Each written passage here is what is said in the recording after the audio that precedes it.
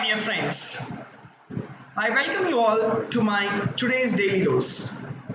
I am myself Dr. Rajesh Gubba. I am a cardiologist. I am also the mentor for teaching general medicine for exams like NEET PG, AIMS, PGI, and as well as JIPMA.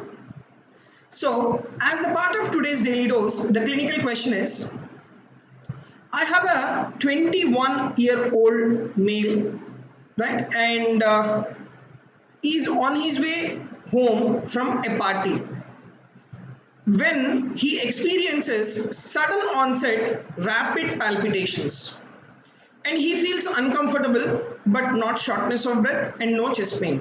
So the only important clinical history is palpitations when he was returning from a party, and he is 21-year-old male, and he goes to the nearest emergency department where he got an ECG which is suggestive of SVT, supraventricular tachycardia, and the rate is around 170 per minute.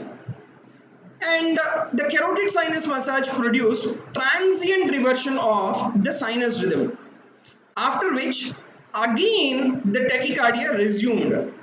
What would be the next step in your management? Repeat the carotid sinus massage. Intravenous verapamil, intravenous propranolol, intravenous adenosine, synchronized DC cardioversion. So this particular patient is suffering from a type of supraventricular tachycardia.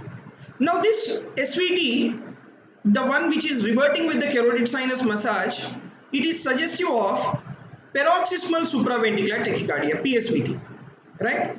But after reverting with the carotid sinus massage, again the SVT has been resumed. Now what is the treatment now you want to give to this patient now? See, the line of management for your PSVT, paroxysmal supraventricular tachycardia, is that.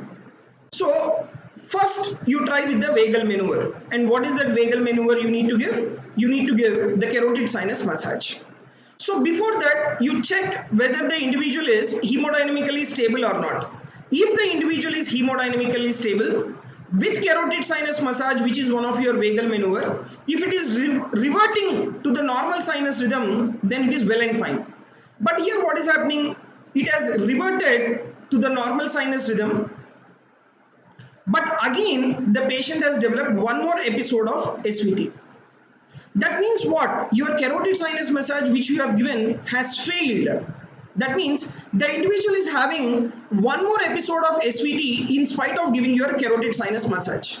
So in this clinical scenario, repeating the carotid sinus massage will be of no use.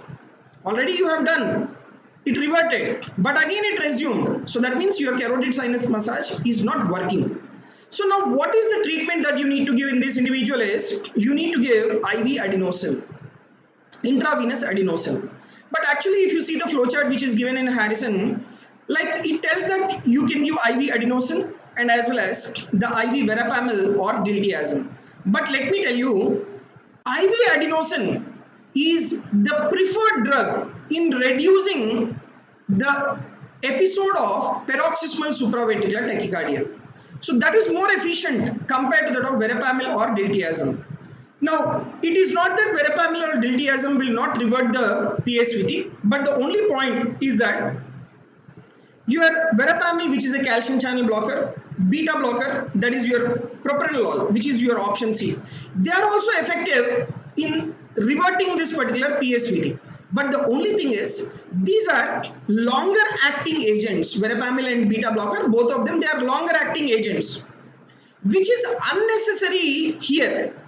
Why? Because after reverting the PSVT to normal sinus rhythm, because of its longer duration of action, the individual may land up in bradycardia.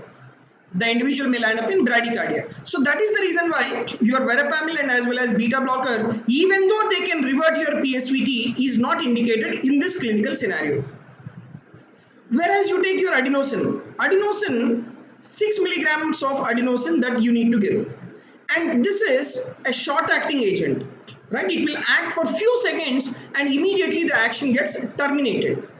So adenosine is the preferred agent in this clinical scenario. But only thing is, adenosine, it is contraindicated in patients with the bronchial asthma.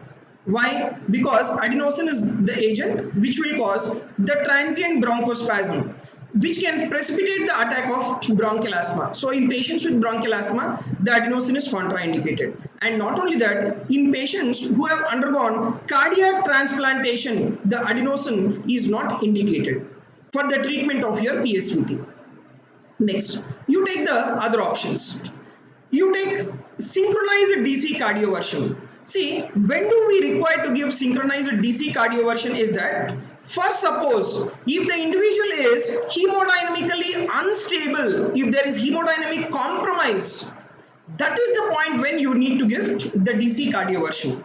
But in our question, what is being mentioned is the blood pressure is not being mentioned, but with one episode of or with one carotid sinus massage, the rhythm is getting reverting back, right? The rhythm is getting reverted back. So, like there is no signs of hemodynamic compromise is given in the question. So that is the reason why your synchronized DC cardioversion is not helpful in this particular patient. Only if there is hemodynamic compromise, you need to give DC cardioversion. Now, so you have done vagal maneuver, but again it has resumed. You have given 6 milligrams of adenosine, again resumed. This time you give 12 milligrams of adenosine. To repeat with 12 milligrams of adenosine, again if the PSVT it gets reverted. Now for suppose, in spite of giving IV adenosine, IV verapamil or diltiazem, still there is no termination.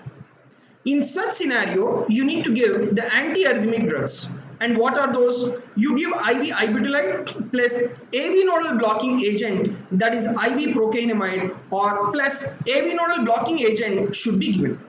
Okay, so the drugs that need to be given if there is no termination is IV ibutylite plus AV nodal blocking agent, or IV procainamide plus AV nodal blocking agent, or finally if it is still not terminating, the only option like what are we left out is your cardioversion. So in this clinical scenario, the ideal management that should be done in this individual is the intravenous adenosine has to be given. Now the point is, what are the precipitating factors for the development of your SVT? Now he is a 21-year-old male, right, returning from a party to the home. Now, like why that point is very important is, in the party, the individual might have consumed caffeine. The individual might have consumed alcohol. The individual might have consumed excessive nicotine. So this excessive nicotine, excessive caffeine, excessive alcohol, these are the precipitating factors for the development of your supraventricular tachycardia. So that is the reason why that particular point that he is returning from a party is very important in this question. So this is about the management of paroxysmal supraventricular tachycardia. Right? So I hope you might have liked this particular short video. So please do follow us on the Daily Dose for the daily updates. Thank you very much.